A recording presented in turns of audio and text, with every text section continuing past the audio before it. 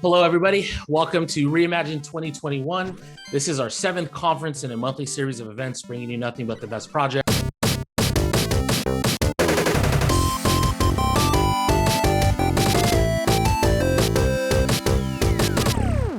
Hello, everybody. Welcome to Reimagine 2021. This is our 7th conference in a monthly series of events bringing you nothing but the best projects, bright minds, and leaders in the space. We've been fortunate enough to invite many talented individuals and teams to come speak with us, providing updates, insights, and all the above that's happening in crypto. I'll be your host today, Adam, from the MouseBelt team, where we focus on early stage investments through our accelerator, providing development support through MouseBelt engineering, supporting a number of growing projects, as well as education, which is important within the university, our MouseBelt University program. Our main objectives and goals are pretty easy. It's increasing adoption, use cases, and real-world applications. We seek to educate our audience, everybody tuned in here on blockchain, by helping them understand, crypto's real impact. So again, thank you all for joining and tuning in. We have another exciting interview today. I have Kyle Samani, co-founder and managing partner at Multicoin Capital. Appreciate you taking the time out of your day, Kyle. This is your 2nd time. I feel like you're becoming a regular. How you doing? I'm doing great. I've had a fantastic day. And it's kind of fun being a regular on these things. I mean, the market's evolving and changing, so there's a ton to cover. Yeah, no, totally. And we're just kicking off this new year, right? So for those of you that don't know, Kyle's been on the program before. You can catch his first interview with us if you visit the Reimagine YouTube channel. You can also catch many of his keynotes, podcasts, interviews on YouTube as well. They're all over. Very insightful, very knowledgeable. Kind of one of my favorite, actually, speakers in the space that can really like translate from product and technical evolution in blockchain to helping us understand like what's going on. So I'll go ahead and kick this thing off, man. So you guys run a hedge fund and you also run a VC. On the VC side, we have a lot of entrepreneurs tuned in, startups, students, people that are like maybe switching careers or trying to figure out like the next step. What have you noticed? And blockchain's great with, it's multidisciplinary depending on your background. Like you don't need to be tech, you don't need to be product. There's marketing roles, there's partnerships, strategics, all the above. What have you noticed that, and you can give me some insight on your teams that you invest in, but the teams that you invest in, like what kind of quality of entrepreneurs are you meeting, backgrounds, education, skill sets that you notice are translating in a blockchain crypto specifically? There isn't one mold for this. One thing that I really have come to appreciate is that founders come from all kinds of different upbringings, countries, places, and they have different skills too. Some of our founders are very PR centric. Some of them are horrible with PR. Some of them are very technical. Some of them are not technical at all. I think it's super important to realize that you can come from anywhere and you can start and build something. What you need to have is a good work ethic. You need to have a good understanding of the problem that you're solving for some set of users out there. And if you can do that, then like you can launch something. Everything else, recruiting, marketing, PR, all the other things, like you can bring in right people around you. Folks like myself certainly can help with that as well. But like there's not one right mold for this. We've got entrepreneurs in our portfolio who are 21, 22. We've got entrepreneurs in our portfolio who are 45, 50, like full range. And I asked that because, you and I are in the space, so we kind of see a lot of movement, who's in it, who's not. And I see people coming in right from Goldman Sachs, Google, like legacy, traditional companies in the tech world. And then I've noticed that they're applying kind of this new technology to the old finance. We'll tap into finance later down the road, but existing kind of traditional environments of like how we operate, how we do business, and everybody's just like coming into this space. So that's kind of why I asked that. We have a lot of viewers that are trying to figure it out and probably think they need to know cryptography or know X, Y, and Z. But from what you're saying is work hard. Now, did you do a lot of research? Did you understand blockchain or cryptography like when you launched this fund, or did you just try and do a lot of research leading up to it? I still do not understand cryptography. Cryptography is well beyond my scope of expertise. look, I'm fortunate that did grow up programming. My dad's a computer scientist. I grew up sort of learning to program when I was a kid. But I haven't been a programmer professionally for about 10 years now. At this point, I have no ability to produce useful code at all. I can't even review code, and I can barely read it. So a lot of the nuance is gone. I'm not up to date with like modern developer tools. What I do is I do follow technical trends and kind of understand how the cloud stack, blockchain stack, whatever, those things are evolving. But I prioritize being able to explain technical concepts in simple English terms. And if I can do that, then that's kind of our justification for making a technical investment.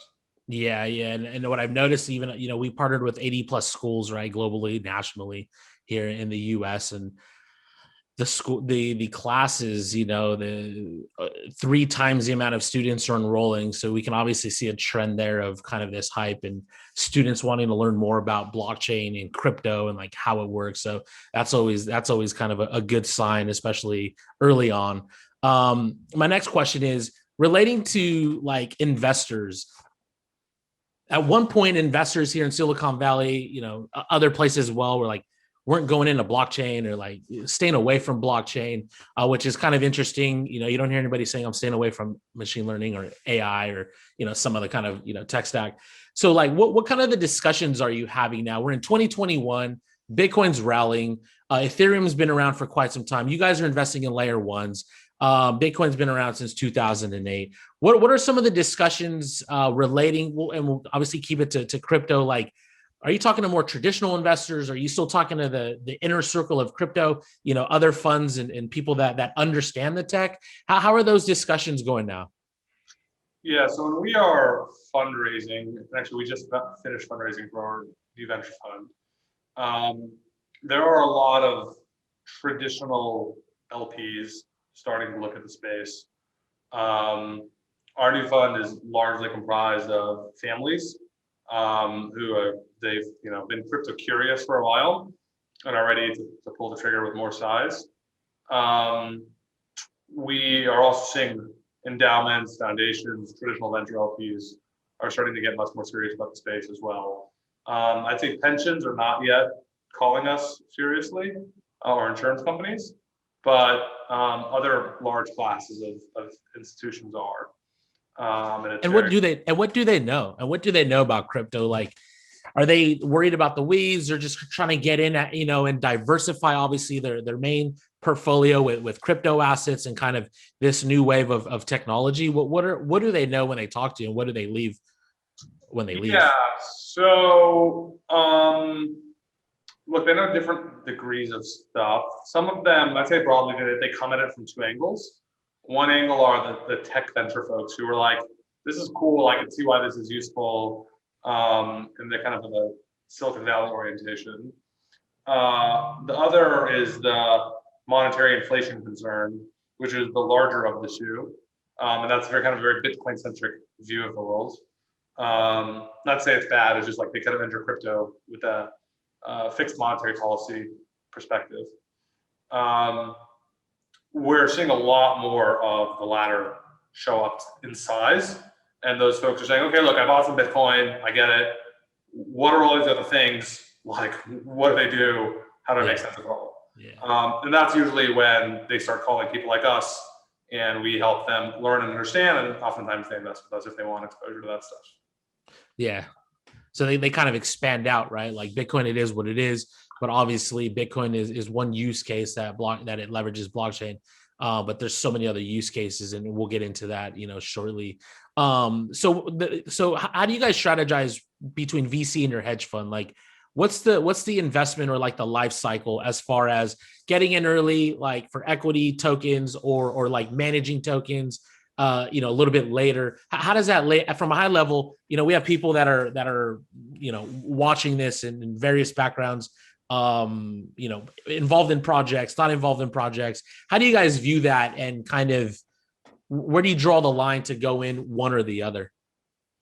Yeah, so we have a single investment team that runs across our 2 vehicles, our hedge fund and our venture fund. And we don't separate like investment process for them. It's a single team meeting weekly, and we make decisions there. If we have to make decisions between them, we do, but we prefer not to. And every decision is documented in written form. So there's an investment memo written, right, the time horizon, the thesis, all that stuff. And it's a very kind of thorough, rigorous process, lots of debates. The difference between the reason we have two funds is there are structural reasons as well as kind of time horizon reasons. So on a time horizon perspective, there's other LPs who want venture funds. They want to say, I want to be long this stuff for 10 years. Give me a vehicle for that, please. And our venture fund does that. We buy in at the earliest stage. We invest seed stage, pre-seed, and we buy and hold for 10 years. And those are very straightforward kind of venture investments. We invest in equity and in tokens. We do more token deals than equity deals, but we do both. And then we have our hedge fund, which is a later stage vehicle. It primarily invests in things that are already liquid, so things that are on CoinMarketCap, let's say they're listed, but it can venture off beyond that. Our hedge fund can invest in public equities, not that we do, but we can. Our hedge fund can invest in private markets. Again, it's less frequent. But if, let's say, we have high conviction in some particular thing that's not yet public, and we want to bring more size in, we can use the hedge funds to follow the venture fund. Nice. No, yeah, no, I think that's kind of a great strategy. I mean, you're trying to get in at any point, you know, and especially in crypto, these things move fast. You get in, you don't get in. Maybe the tech's not there yet, you know, it hasn't delivered on expectations or hitting, you know, milestones and roadmaps, and having kind of the latter vehicle gives you an opportunity to, you know, still get a piece at some point. Some of these discussions with like your investors, with like, you know, Elon Musk going in and like MicroStrategy and like PayPal, does that help the discussion? Do they come in with like, hey, you know, this is on the radar and now I'm like ready to rock and roll in crypto? Like, has that helped the discussion? It has, yeah. I mean, you can now credibly say that like a meaningful percentage of publicly traded companies will have some Bitcoin on their balance sheet. Yeah. And I think by the end of this year, like right now, I don't know, you could say you could say 90 days ago that was a 1% probability outcome. Today, I think you can argue it's a 15% probability outcome. And I think by the end of this year, you'll be able to argue it's a 50% probability outcome that, you know, like a substantial majority of publicly traded companies will have some Bitcoin on their balance sheet. And as that kind of percentage increases and more people realize that, A, it's organic buying demand, but then B, it's reflexive of people believing that will happen. And so I think there's a very kind of compelling case. And as that happens, more people are learning about the space, and it certainly helps bring money in the door. And why do you think those companies are putting it on their balance sheet? Yeah. So I mean, look, the earliest ones are doing it for some publicity reasons, and like probably good for the Tesla stock or whatever, and that's good for, you know, building more cars. I think the next wave of companies that do it will do it because they'll say, look, like I'm sitting on this big pile of cash and like it's being devalued, and I don't want to run a hedge fund and invest in other equities. But I do need some sort of other non-sovereign store of wealth, and Bitcoin actually provides a pretty good answer to that question. And so I think there's going to be a lot of CFOs who will make that determination over the next 24 months. And do you think, like, it's kind of been an interesting topic, and we'll probably talk for days, but at a high level, with all these whirlwinds of like stimulus packages and like the devaluing and, you know, the pandemic accelerating things, you know, is Bitcoin doing well, or like is the dollar doing poorly? I don't have a good answer to that question. I'm not a global macro guy, so I just don't know. What I do know is that you can argue it doesn't matter, and that like there's enough of the meme there that it's causing people to explore, and it's causing people to question beliefs they previously did not question. And so long as that process keeps continuing, the price of BTC will go up. Yeah. Whether it's Bitcoin doing well or dollar doing poorly doesn't actually matter. Nice, nice. And so let's kind of get into the tech side and like infrastructure of blockchain. That intro, I just kind of want to get your feel on, what kind of teams you're looking into, what kind of the investment side, what are some of those discussions, and then kind of some of the media side that we're seeing publicly, right? Like they're dumping a lot of money. I don't know if that's I don't know if that's prudent or not, but they obviously decided it was great to draw, throw that on the balance sheet. But infrastructure now, so the writing's been on the wall with Ethereum, scaling issues, all kinds, gas costs and all the above. And that's kind of been noted even before Ethereum launch, which is interesting from various academics and researchers, right? That kind of say, we knew this was coming. And so you guys have invested in a few layer ones. Outside of Solana, what do the other layer ones bring to the table that you kind of see, right? Because I know, Solana has they're hitting their milestones. They're doing super good in multiple aspects. What do you see like in the other layer ones that you've invested in? That what do they add value? How do they add value?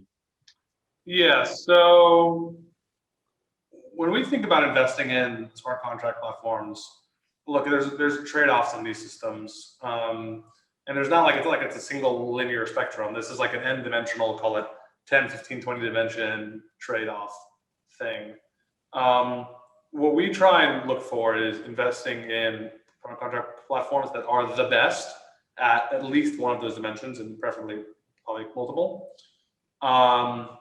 And that's kind of what drives our core thinking in our investments generally, but specifically as well with smart contract platforms. So for example, if you consider, let's say Near is really, really focused on sharding to scale by sharding. And I think they have the most promising kind of technical architecture to get there. So is sharding actually the right answer? I do not know.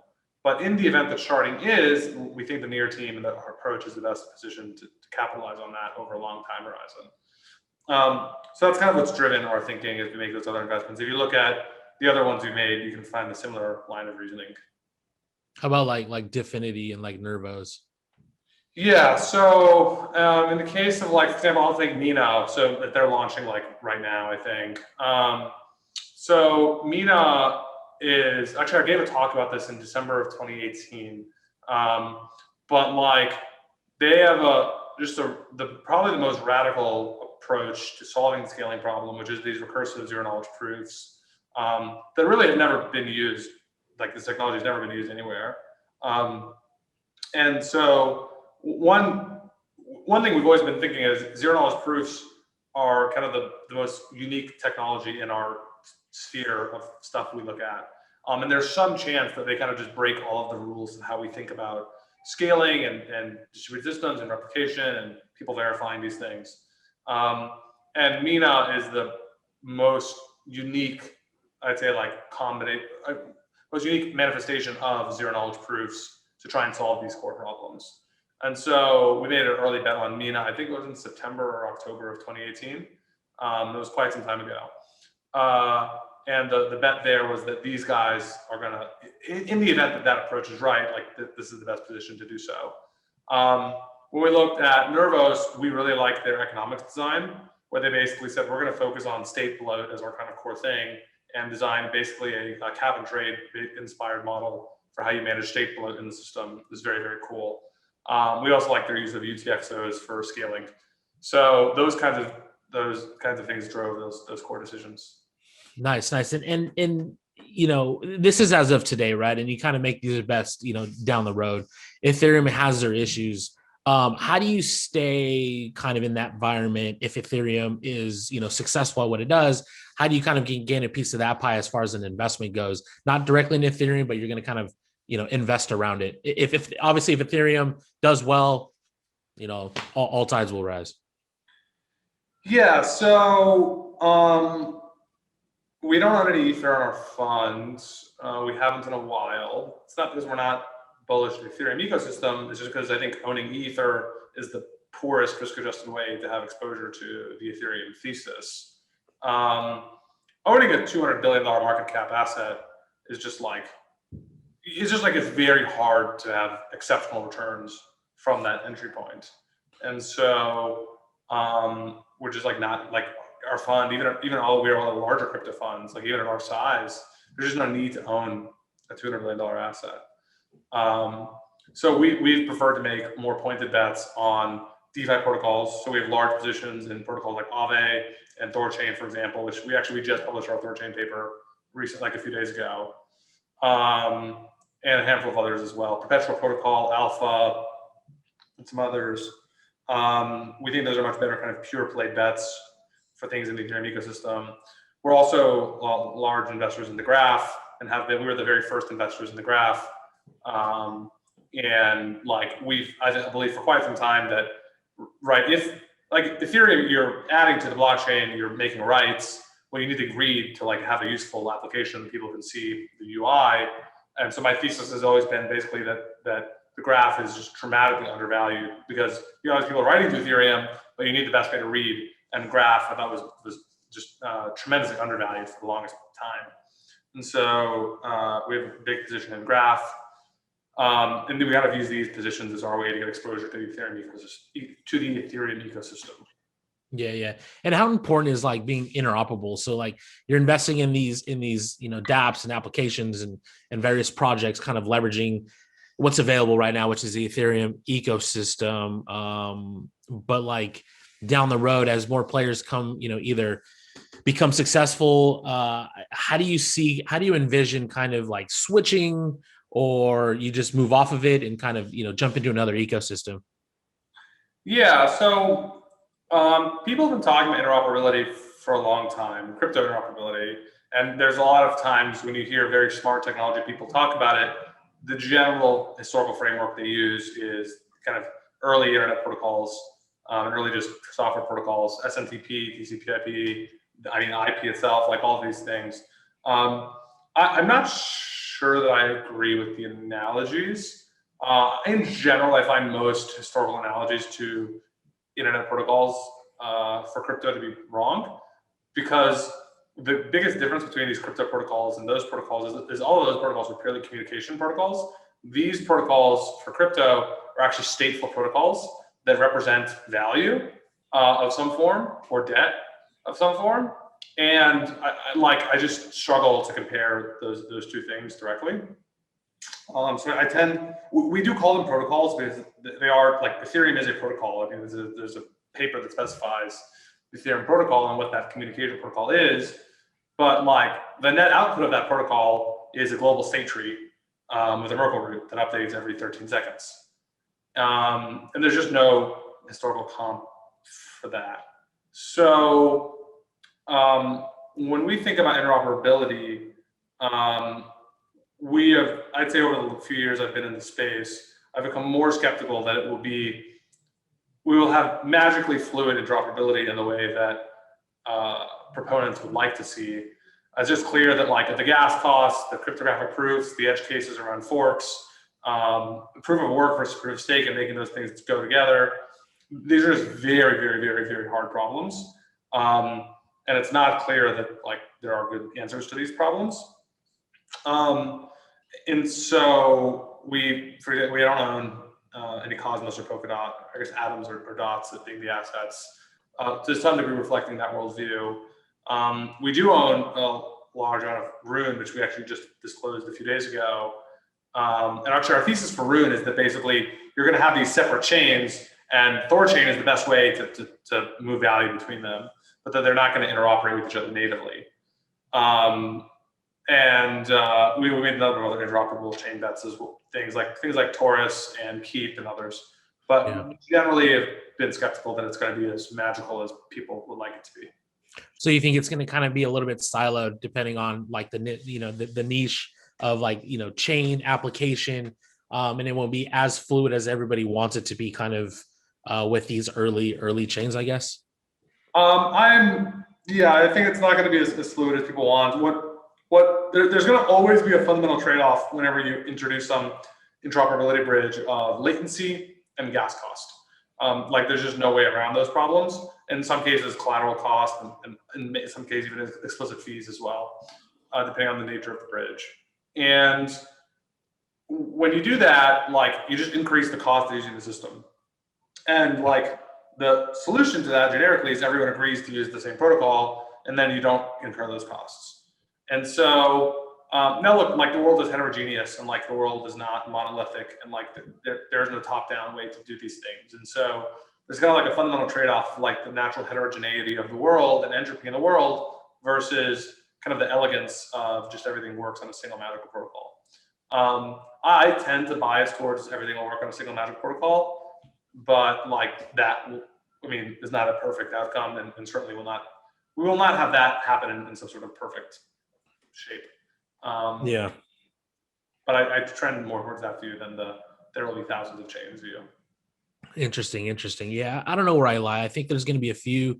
I don't think there's going to be thousands. I don't think there's going to be less than 5. I think there's going to be more than that. But at a high level, I think they're just all going to kind of do its own thing. But there's going to need to be, I've never heard anybody bring up kind of your thought process in terms of like comparing early protocols, TCP/IP, like HTTP, to like what's going on now. And I brought this up in many conversations too. So I haven't had anybody say like, I think a little bit differently. So that's kind of cool. Thanks for touching on that. Let's go on down some of these other buckets. And I'm kind of talking about these things because we have viewers from all over the world, novice, experts, whatnot. And my goal is really just to kind of shed some light on like what we're building, what we're investing in, how close to reality it is to people's lives, really, outside of just Bitcoin as a currency. The technology right now is exploding, and I'm in the space, so I see it, but not everybody else does. My dad called me the other day, and he kind of he bought his first, he bought some crypto, and I've sent him some crypto. He did a barbecue. I should have paid him in dollars, but we did a barbecue, and I paid him $500 about like 90 days ago. And he looked at his account. He's like, "Oh my God!" I said, "That's kind of like the generational wealth right there." And all he had to do is, unfortunately, it's on the Cash App, but hey, it's one way in, right? To kind of own some crypto. But he was super stoked, and so it's kind of cool to see him. Like, he's hearing the stories, he watches these interviews, and he's just as early as I was, as everybody else was. But he's far advanced. Anyways, a couple of these other buckets here to tie this back, like the enterprise front. So I know you guys are like, looking at Backed, Helium, and a few others. How do you see kind of the enterprise landscape from, I guess, Multicoin's perspective on how you see blockchain kind of affecting this area, this sector? Yeah, so we've not made any what I would call enterprise blockchain investments. I think there's been historically 2 categories of that. Some consortium bank things for like replacing Fedwire or like managing debts or something. And then the other category has been supply chain management, something. We have not invested in either of those 2 theses. I think it's unlikely that we will, but you never know. There's been various kind of industry workflow problems with both of those, and so that's why we haven't done it. We have made a number of investments of things that like do have companies that sell to companies that have a unique crypto angle, but we have generally preferred ones with a more narrow thesis. And so the best example of that's probably Helium, which we led that investment in May of 2019. And Helium is a new business model for deploying and managing wireless networks. The core idea of Helium is basically, can you incentivize thousands or millions of people to set up a hotspot in their home that allows other devices to leverage their home internet connection and get paid for doing so. And so that was the core kind of economic thesis for Helium. And fast forward 2 years, and today there's 18,000 hotspots live all over the United States and Western Europe. There's, I think, another 100 or 120,000 hotspots that have been ordered but not yet shipped. And so you're just about to see this network just explode in density and coverage, which is super cool to see. And the whole thing is powered by a token. The economics of the network are all powered by a token. And so, like we're seeing that work. And what we like about that is like, we thought that was a very crypto native bet. Helium has a token. The token is used to fuel the growth of the network and for payments in the system. And so we loved kind of how it fed into that. The fact that it also kind of, it's called mining and you can kind of tap into the hobbyist mining community is super good. And there's just tons of people now who own lots of hotspots who kind of believe in that. So that's been extremely effective for Helium.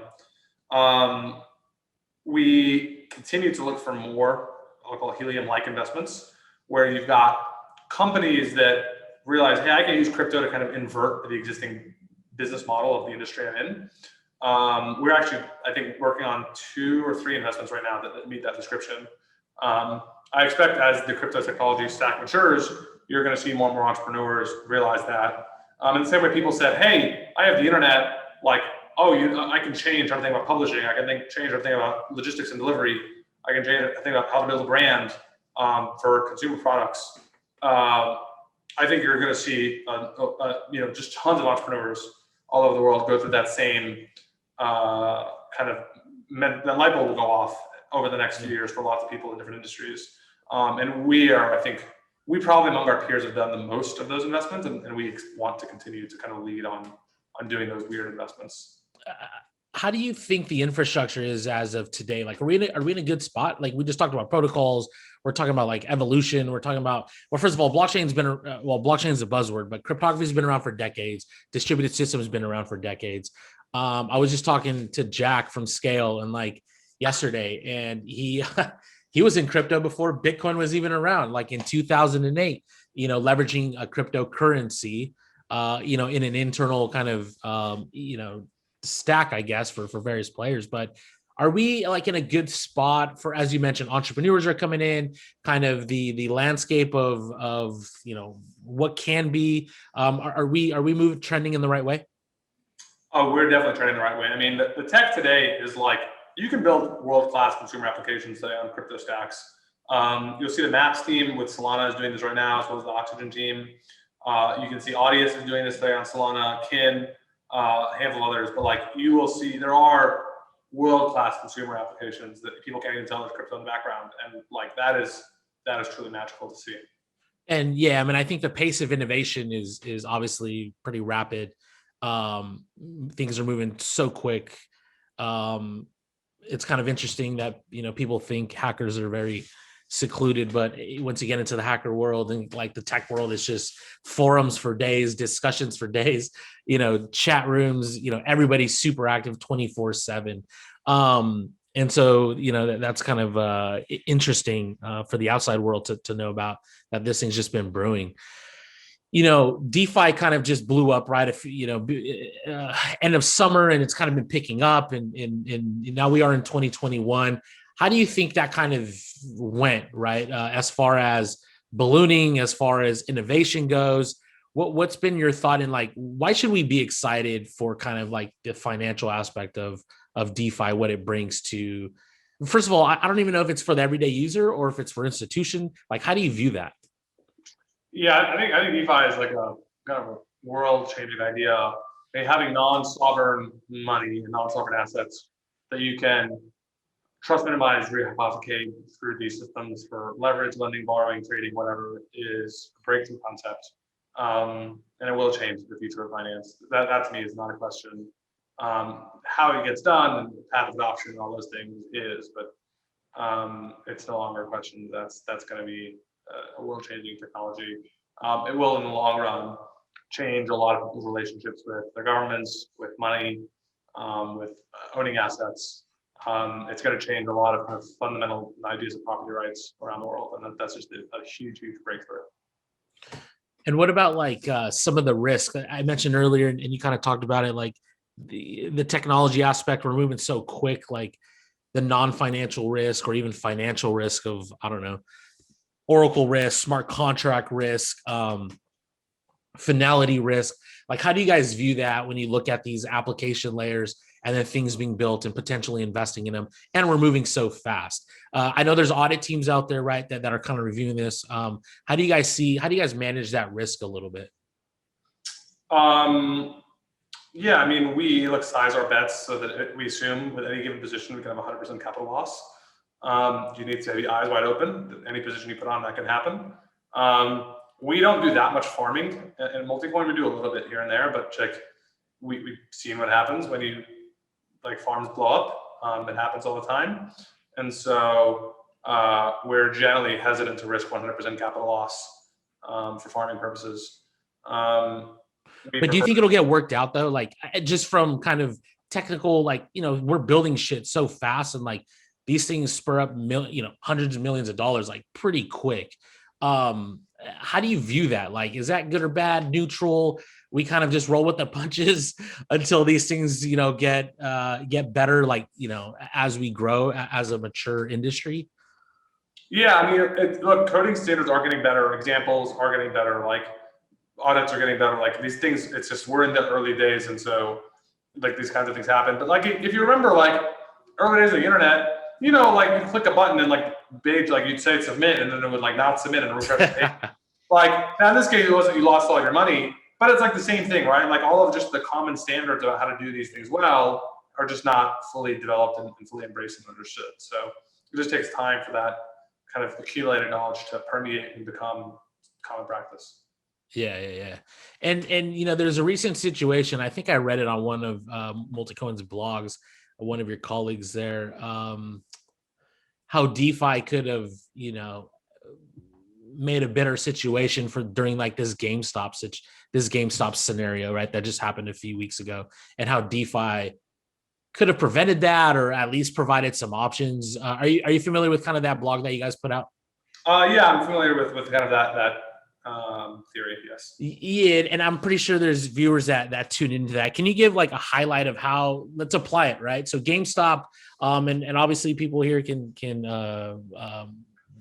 Google it and figure out for more. But basically, there was a recent incident that accelerated what I thought was a use case for like security tokens, and it maybe opened some eyes to many. And again, it has to do with GameStop around like where trading was restricted at brokerage firms to mainly only sell orders, which influenced and kind of dictated like the direction of that.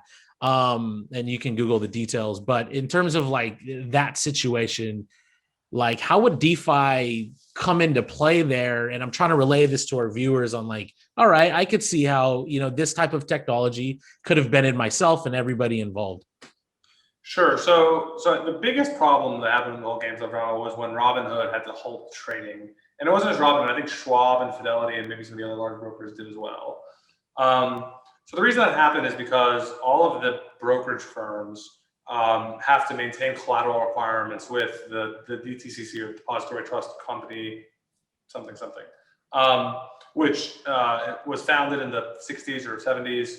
And they literally own all publicly traded U.S. equities are actually owned by the DTCC, and they're trading IOUs between brokers, and then brokers are managing IOUs for their own customers. So you have this kind of tiered system where the DTCC is the core of the system. Stocks settle right now on a T+2 basis, meaning every 48 hours stocks settle. And so basically brokers have to post collateral with the DTCC, such to given some volatility in the price of the assets, that they're not insolvent. Well, as volatility picks up for a given set of assets, the DTCC increases the collateral requirements for the brokers. So what happened for Robinhood was that the stock became so volatile and became such a large percentage of the total holding base of Robinhood that Robinhood did not have the dollars on hand to meet the collateral requirements from the DTCC. And so they ended up doing a emergency fundraise from some of their existing investors. I think they raised like $3 billion, and I think it was in like 6 hours. It was crazy. And they got it done, got the money wired, and were able to stay solvent during that time period. The core of the problem is that you have this 48-hour settlement period. If it was instant, then like this problem wouldn't exist. But it just does, and so that is kind of the core thing at hand. There's a number of companies working on kind of next generation exchange settlement software that solves this problem. One of them is Paxos, where we're actually fortunate to be an early investor, and they're trying to solve this specific problem. Yeah, no, definitely. And to kind of summarize that or piggyback off of that, right? Like, it would have been great, for these clients of these brokerage firms, and to kind of relate it to crypto and how blockchain has been operating in the DeFi space where, you own your own keys, you own your own assets, they're in your possession. And to kind of relate it to this situation, we could have went to another centralized exchange or a DEX and been able to trade our STOs, which would have been GameStop, derivative of a GameStop, and like been able to sell this on our own terms. And I think it was eye-opening. And I heard even on the media, just kind of relating it to kind of the crypto community and like Bitcoin and the whole purpose of decentralization. And so I think it was just kind of an important note to understand how the technology can affect an everyday user. Like, you don't need to have been in crypto or blockchain itself, but now you understand how these mechanisms work in the traditional legacy systems, and how crypto is now trying to evolve from that in owning your own keys, possessing your own assets, and being able to trade them at 24/7 on any given market through, again, a centralized exchange or decentralized exchange. So thanks for kind of like touching on that, and I wanted to bring that up to the forefront here. And nobody could have predicted like Facebook, these other kind of Ubers of the world. Where do you see this 15? Nobody can predict anything, but in the 90s, nobody thought Facebook, that wasn't kind of plausible, at that point. Where do you kind of see the next 15, 20 years? And you could relate it to robots, driverless cars. How does blockchain, IoT devices, how does blockchain, and how do you see kind of this world playing out, kind of your Jetson environment? Yeah. So I think when this is all said and done, you just have the ability to speculate on future value much more easily as a consumer. And value should be interpreted as broadly as possible. Speculating on memes, speculating on businesses, speculating on cash flow, speculating on bonds, debt, insurance, whatever. But the ability to put money to work on some theory will plummet, and that will enable people to put more money into lots more weird theories, which is so cool to see. That will open up capital formation in all kinds of interesting new ways and enable just better payments for stuff. I expect that every device in the world will have a private key in it, and that private key will be signing messages and broadcasting them on a public chain somewhere to pay for all kinds of things. How the interface with AI and flying cars and like that's beyond my reasoning ability. But I can tell you everything's going to have a private key in it. And when everything has a private key in it, everything can prove to the world that it is what it says it was, and it can pay based on that identity. And that's going to be a super cool world to live in. Yeah, I think it's just gonna be Minority Report. Like, we're gonna look at an advertisement, and like smart contracts are gonna activate, and you're gonna be able to exchange. It's gonna be Amazon on the run. You can just look at something, buy it with your eyes, and like just keep walking. Yeah, basically, you'll be able to look at it, think, say, I want to buy this. You'll sign a message with your private key, hooks up to your brain, and there you go, it's done. Yeah, it's kind of it's gonna be a crazy world, and I just see it as automation, like across, and security, right? Like interoperable with whatever it is, anything tech related. Blockchain will play its role, and then, like I said, you just gonna be able to buy things with your eyes. But I think we're coming up on time here, Kyle. Like, again, appreciate you like tuning in, coming back to us really to talk with us. We hope to have you back, down the road. And thanks again for joining. Hey, Adam, thank you so much. Appreciate you having me back on the Reimagine show. Yeah, man. So everybody else, thank you for tuning in. Kyle Samani, co-founder, CEO, or managing partner of Multicoin Capital. If you can catch us on the YouTube channel, or you can visit ri2020.io for over 300 interviews. So again, thank you all, and Kyle, we'll talk again soon. Thanks. Thanks, Adam. Bye-bye.